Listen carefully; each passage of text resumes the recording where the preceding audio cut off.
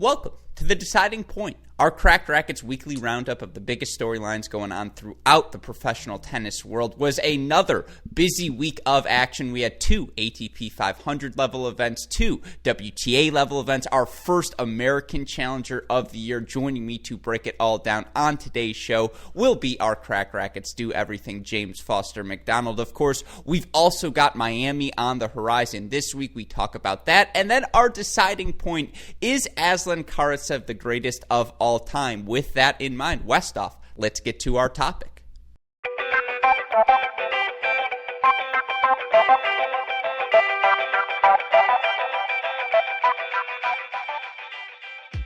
Okay, Jamie, let's take a look at this week's action now. All eyes turn to Miami for the Miami Masters event. Now, 31 of the top 100 men ended up pulling out of this event. Of course, Serena Williams, unfortunately, not going to be able to play on the women's side, but still, we have our look at both the men's and women's draw. Now, we both have only looked at these draws for about 10 total minutes, so it's complete hot take initial reactions here on this segment, but I'm going to ask you for them anyways. Jamie, your thoughts on how these men's and women's Miami's draws have shaken out?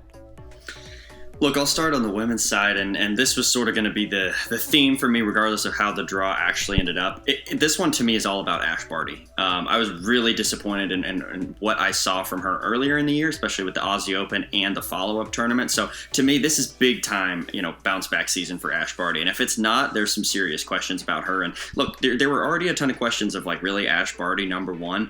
And those are all just kind of seeming true, all of those questions and those doubts. So now I think is her time to sort of right the ship and remind everybody why she got to number one in the world in the first place.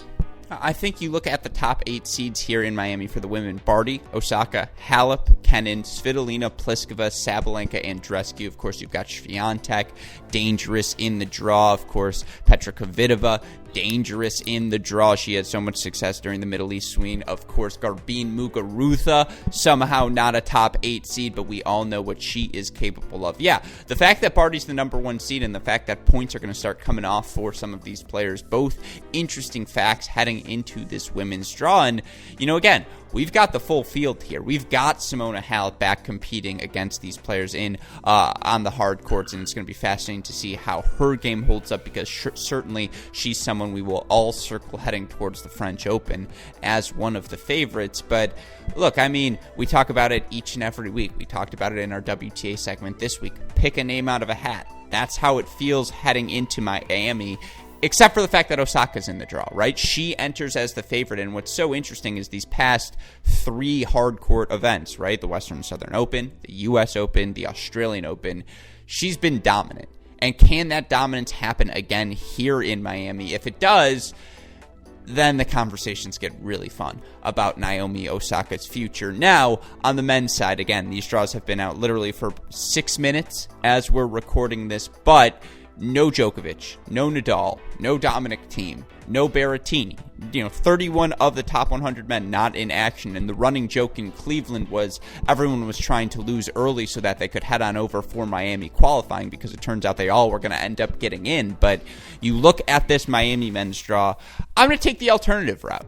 We continue to wonder which of these next-gen guys is going to step up, be the leader of the pack. That's the storyline heading into the men's event, right? Is it Medvedev? Is it Tsitsipas? Is it Zverev? Which of them can step up and say, you know what? I'm the guy. I'm the next one. Yeah, I think that's fair. Look, Medvedev is going to be expecting to win this tournament. Honestly, I think there's no reason Daniil Medvedev can't win this thing. They all are. They'll all be expecting to win it. I would hope so. I think it really probably comes down to those 3. Maybe you throw Rublev in there, but I'd say it probably comes down to those 3: Zverev, Tsitsipas, and Medvedev. I would put Rublev and Shapovalov slightly on the outside of that looking in. But no, look, there's a ton of different guys who are young, who are going to be willing to make deep runs and going to be able to make deep runs, especially without the presence of the big names in this draw. So that's going to be a ton of fun. But yeah, I think it's primarily got to be those 3. If you're looking elsewhere, I don't know who else. I don't know who else in that young crop really stands up to those 3.